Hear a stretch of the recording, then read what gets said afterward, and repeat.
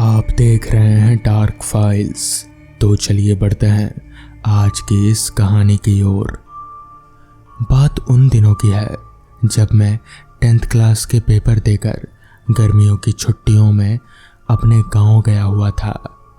उन दिनों VCD DVD का काफ़ी चलन था। गांव में जब भी किसी को फिल्म देखना होता था तो हम लड़के लोग आसपास के घरों से कुछ पैसों का चंदा इकट्ठा करते हैं और किराए से वीसीडी घर ले आते थे। बात मई के महीने की है। एक दिन ऐसा ही हुआ, हम सभी बच्चों का मूड बन गया कि चलो आज फिल्म देखते हैं, वीसीडी लाते हैं और फिल्म देखेंगे।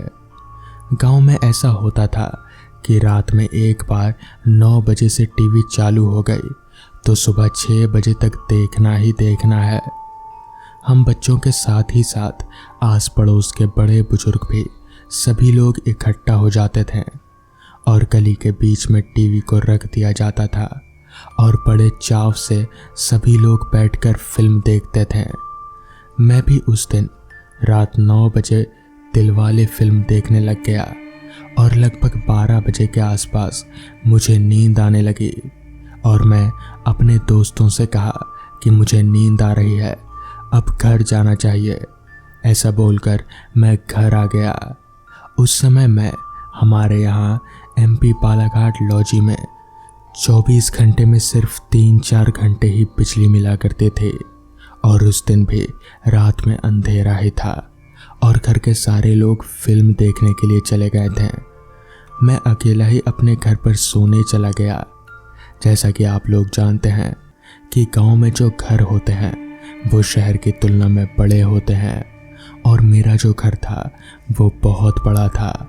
मेरे घर के आसपास काफ़ी स्पेस था तो उन बड़े बड़े जगहों पर आम, अमरूद, जामुन, इमली, बहुत ही सारे पेड़ लगे हुए थे। हुआ यूं कि अचानक मेरी नींद 1 घंटे में ही खुल गई, लेकिन मुझे ऐसा लगा जैसे मेरी नींद पूरी हो चुकी है और जैसे कि सवेरा होने को है। चिड़ियों की चहचहाहट और अंदर से जब मैं बाहर देखने आंगन में निकला तो चांदनी रात थी। तो मुझे लगा कि जैसे सवेरा हो चला है और मुझे बाथरूम की इच्छा हुई और मैं बाथरूम करने के लिए बेधड़क बाहर निकल आया। अब उस समय मैं बच्चा था, घर के सामने करने के लिए ही होने को था, लेकिन मुझे ऐसा लगा कि शायद 4 बजने वाले हैं और अब लोग आना जाना शुरू कर देंगे, तो इधर करने से अच्छा है कि मैं उधर पेड़ों के झुरमुट की ओर चला जाऊं। मुझे उस जगह शाम होने के बाद जाने से डर लगता था, लेकिन उस दिन पता नहीं क्या हो रहा था, सब कुछ अटपटा सा लग रहा था। तो ऐसा लगा कि अब जैसे सवेरा हो चुका है तो कोई बात नहीं। फिर मैं बाथरूम करके वापस अपने बिस्तर पर लौटने के लिए आ गया, क्योंकि पूरे घर में अंधेरा था, लाइट नहीं थी और नींद ऐसी लगी कि पूरी कंप्लीट हो चुकी है। तो नींद नहीं आ रही थी तो आंखें खुली करके इधर उधर देखने लगा। अचानक देखते ही देखते मेरी आंखों के सामने 2 आंखें आने लगीं। मुझे लगा कि ये मेरा कोई वहम है। कई बार ऐसा होता है जब हम आसमान की तरफ खुले मन से देखते हैं या दिन में देखते हैं तो आंखों के सामने कुछ बल्ब जैसे दिखने लग जाते हैं। तो मुझे भी ऐसा ही कुछ लगा कि वो मेरा वहम था, लेकिन कुछ देर के बाद वो आंखें और मेरे करीब आने लगी तो उसे देखते ही मेरे सीने में एकदम ठंडी सी लहर दौड़ गई और फिर उसके बाद मेरे इतने करीब आ गई कि मुझे आंखों के साथ साथ उन दोनों के बीच में आंख और नाक के साथ हल्की सी मुस्कान भी नजर आने लगी। अंदर से मैं एकदम सिहर गया और डर गया। मुझे एक हल्की सी कुटिल मुस्कान साफ दिखाई दे रहे थे जो मेरे करीब आ रहे थे।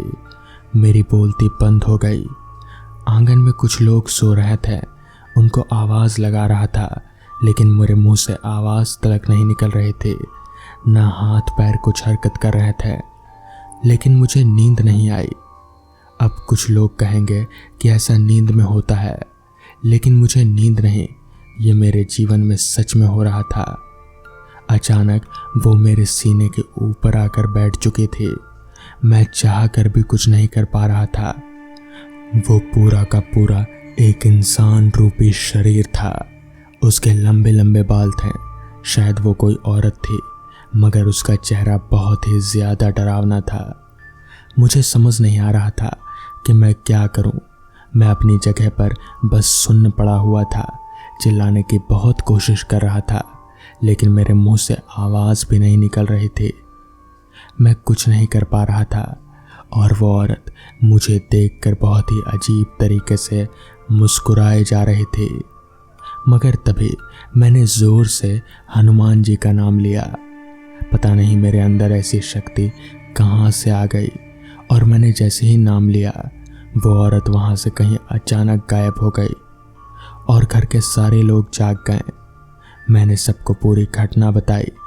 सबने कहा कि शायद मैंने कोई सपना देखा होगा, मगर मैं ही जानता हूँ कि वो कोई सपना नहीं था, बल्कि वो एक हकीकत था।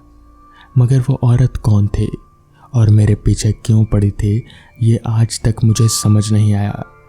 बहुत लोगों का मानना है कि वो झुरमुट, यानी कि वो पेड़ों का झुरमुट, कहते हैं कि वहाँ बहुत पहले एक चुड़ैल का वास हुआ करता था, मगर अब ऐसा कुछ नहीं है। तो फिर वो औरत कौन थी, ये आज भी मैं नहीं समझ पाया। तो दोस्तों, ये थी आज की पहली कहानी। तो चलिए बढ़ते हैं आज की दूसरी कहानी की ओर। मदन अपनी साइकिल रिक्शा लिए मोड़ पर खड़ा था और किसी आखिरी सवारी का इंतजार कर रहा था, ताकि वो उस सवारी को छोड़ता हुआ अपने घर चला जाए। मगर उस रास्ते पर एकाध लोगों के अलावा और कोई नजर नहीं आ रहा था। खैर, चूंकि मदन वहां पर इकलौता रिक्शा वाला था, तो उसे सवारी मिल सकती थी। इकलौता इसलिए क्योंकि मदन के अलावा उस मोड़ पर कोई रिक्शा वाला नहीं था। सभी वक्त के हिसाब से अपने अपने घर जा चुके थे।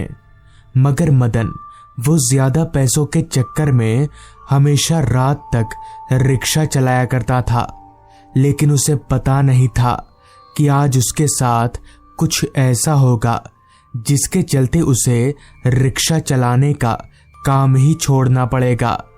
खैर, कुछ देर और इंतजार करने के बाद मदन को दूर से उसकी ओर एक शख्स आता दिखा। मदन समझ गया कि उसे सवारी मिलने वाली है, और ऐसा ही हुआ। वो आदमी ठीक मदन के पास आकर रुका और बोला, गंगापुर गांव चलोगे?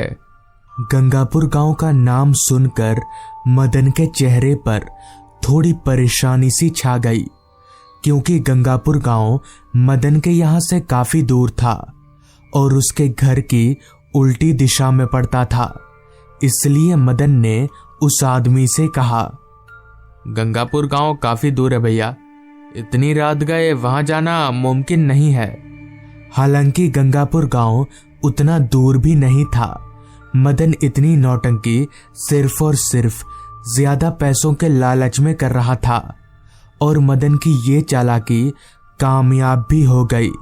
उस आदमी ने सामने से मदन को दुगना पैसों का प्रस्ताव दिया, जिस पर मदन तुरंत राजी हो गया और उस आदमी को रिक्शा में बिठाकर चल पड़ा गंगापुर गांव की ओर। रास्ता अब एकदम सुनसान हो चुका था।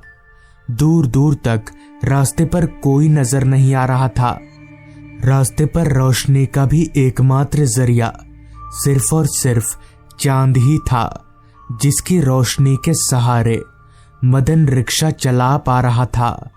रिक्शा पूरी रफ्तार से रास्ते पर चले जा रही थी। फिजा में चारों ओर खामोशी फैली हुई थी। कुछ देर रिक्शा चलाते रहने के बाद मदन और वो आदमी, वो दोनों गंगापुर गांव पहुंच गए। रिक्शा से उतरकर उस आदमी ने मदन को दुगना किराया दिया और वहां से चला गया। मदन ने भाड़े को संभाल कर अपनी जेब में रखा और अपनी कांच टूटी घड़ी में वक्त देखा तो रात के 11:15 बज रहे थे। आज बाकी दिनों के मुकाबले मदन को काफी ज्यादा देर हो गई थी। खैर, उसने फटाफट अपना रिक्शा घुमाया और वापस से अपने घर की तरफ जाने लगा। रास्ते पर पहले भी कोई नहीं था और अभी भी कोई नजर नहीं आ रहा था। ऐसे माहौल में चोरी डकैती का डर काफी ज्यादा होता है और इसीलिए मदन ने अपनी रिक्शा की रफ्तार बढ़ा दी और तेजी से आगे बढ़ने लगा। अभी मदन आगे बढ़ ही रहा था कि तभी उसे रास्ते के एक किनारे में जंगल से शियारों के रोने की आवाज आने लगी। आवाज सुनकर मदन थोड़ा डर सा गया, पर वो जानता था कि जब तक उसकी रिक्शा चलती रही तब तक कोई भी जंगली जानवर उसे नुकसान नहीं पहुंचा पाएगा। रिक्शा चलाते चलाते अब मदन गंगापुर गांव के एक स्कूल के पास पहुंच चुका था। वो स्कूल काफी पुराना मालूम पड़ रहा था। स्कूल की बाहरी दीवारों पर दरारें पड़ चुकी थी। अभी मदन रिक्शा चलाते हुए उस 4 मंजिला स्कूल के पास से गुजर ही रहा था कि तभी उसे किसी के चीखने की आवाज आई। आवाज किसी इंसान की थी। मदन ने तुरंत अपनी रिक्शा को वहीं पर रोक दिया और आगे पीछे देखने लगा, मगर ना तो उसके आगे कोई था और ना ही पीछे। पूरा रास्ता सुनसान हो रखा था। मदन ने सोचा कि शायद ये उसके मन का वहम होगा। भला इस रास्ते पर इतनी रात गए कौन चीखेगा। यही सोचकर मदन ने रिक्शा की पैडल को एक बार घुमाया ही था कि तभी फिर से उसे वही चीखने की आवाज आई। मदन ने जब उस आवाज को गौर से सुना तो पता चला कि वो आवाज उसके आगे पीछे से नहीं बल्कि ठीक उसके ऊपर से आ रही है। मदन ने तुरंत सिर उठाकर ऊपर देखा तो उसकी हैरानगी की कोई सीमा ना रही। उसने देखा कि स्कूल के 3री मंजिल के एक कमरे की खिड़की पर 2 बच्चे सिर निकालकर चिल्ला रहे हैं। पर इतनी रात गए ये दोनों बच्चे स्कूल में क्या कर रहे हैं, मदन को ये समझ नहीं आ रहा था। तभी मदन ने उन दोनों बच्चों से चिल्लाकर पूछा, क्या हुआ, तुम लोग चिल्ला क्यों रहे हो और इतनी रात गए तुम लोग स्कूल में क्या कर रहे हो। मदन की बात सुनकर उनमें से एक ने जवाब दिया, चाचा हम लोग फंस गए हैं अंदर, किसी ने दरवाजा बाहर से बंद कर दिया है, आप जरा आकर दरवाजा खोल दीजिए ना। मदन को ये सुनकर काफी हैरानी हुई। मदन ने एक नजर स्कूल के मेन दरवाजे की तरफ देखा तो पाया कि स्कूल का मेन गेट खुला हुआ है। पर यह कैसे हो सकता है। अभी थोड़ी देर पहले जब उसने देखा था तब तो दरवाजा बंद था, फिर अपने आप ही कैसे खुल गया। खैर, मदन ने सोचा बेचारे बच्चों की मदद कर देगा तो अच्छा रहेगा, पता नहीं कब से स्कूल में फंसे हैं। लिहाजा मदन ने अपनी रिक्शा को ठीक वहीं पर रास्ते के एक किनारे पर लगा दिया और स्कूल के अंदर दाखिल हो गया। वो स्कूल अंदर से किसी खंडहर की तरह लग रहा था। चारों ओर मकड़ी के जाले फैले हुए थे। मदन ने अपनी जेब से पॉकेट टॉर्च निकाला और उसी की रोशनी के सहारे सीढ़ियां चढ़ने लगा। उसे 3री मंजिल पर जाना था क्योंकि बाहर से उसने अच्छी तरह से देख लिया था कि वो दोनों बच्चे 3री मंजिल पर ही फंसे हुए हैं। सीढ़ियां चढ़कर मदन 3री मंजिल पर पहुंचा तो उसने देखा कि बाकी फ्लोर्स के मुकाबले इस फ्लोर पर गंदगी कुछ ज्यादा ही है। खैर, उसने एक एक कमरों का दरवाजा पीटना शुरू कर दिया। पहले 3-4 कमरों से तो कोई आवाज नहीं आई। मदन को बड़ा अजीब लगा क्योंकि उसने बाहर से जो नोटिस किया था उस हिसाब से तो बच्चों को इन्हीं कमरों में होना चाहिए था। तो फिर वो लोग गए कहाँ? खैर, मदन बाकी कमरों का दरवाजा खोल खोल कर देखने लगा, मगर बच्चे कहीं पर भी नहीं थे। मदन को जरा भी समझ नहीं आ रहा था कि आखिर उसके साथ हो क्या रहा है। वो बच्चे गए तो गए कहाँ? मदन ने एक दो बार और उन बच्चों को ढूंढने की कोशिश की, लेकिन जब वो बच्चे नहीं मिले तो मजबूरन उसे इन सारी चीजों को अपने मन का वहम मानना ही पड़ा। जिसके बाद वो वापस स्कूल से बाहर निकलने लगा। स्कूल से बाहर निकलकर चलते हुए मदन जब अपनी रिक्शा के पास आया तो उसकी हैरानगी की कोई सीमा ना रही, क्योंकि वही दोनों बच्चे जो थोड़ी देर पहले स्कूल के एक कमरे में फंसे हुए थे, वही दोनों अब मदन की साइकिल रिक्शा पर बैठे हुए थे। वही दोनों बच्चों को अपनी रिक्शा पर देखकर मदन के होश उड़ चुके थे। उसे समझ नहीं आ रहा था कि आखिर ये दोनों यहाँ आए कैसे। तभी उन दोनों में से एक बच्चे ने मदन से कहा, चाचा, हमें जरा आगे तक छोड़ दीजिए ना। इस पर मदन ने कहा, वो तो ठीक है, पर तुम लोग नीचे कैसे आए? इस पर उस बच्चे ने कहा, हम कहीं भी कभी भी जा सकते हैं। मदन के पास रिक्शा लेकर आगे बढ़ने के अलावा कोई चारा तो था नहीं, इसलिए वो रिक्शा में उन दोनों बच्चों को बिठाकर आगे बढ़ने लगा। मगर उसका दिमाग अभी भी इसी सवाल में गुम था कि आखिर ये दोनों बच्चे नीचे आए कैसे। रिक्शा चलाते हुए अब काफी दूर निकल आया था मदन, मगर पीछे से उन दोनों बच्चों ने अभी तक कुछ नहीं कहा था। तभी मदन बोला, कहाँ उतरना है तुम लोगों को? मगर इस पर बच्चों ने कोई जवाब नहीं दिया। बच्चों से कोई जवाब ना पाकर मदन एक दफा पीछे पलटा तो उसके पैरों तले की जमीन निकल गई, क्योंकि पीछे सीट पर अब कोई नहीं था। मदन समझ गया कि यहाँ दाल में कुछ काला नहीं, बल्कि पूरी दाल ही काली है। जिसके बाद वो तेजी से रिक्शा भगाकर सीधे अपने घर आ गया। कुछ दिनों तक उसने इस घटना का जिक्र किसी से नहीं किया। बाद में जब उसने सबको ये बात बताई तो पता चला कि उस स्कूल के उस कमरे में किसी घटना के चलते 2 बच्चों की मौत हो गई थी।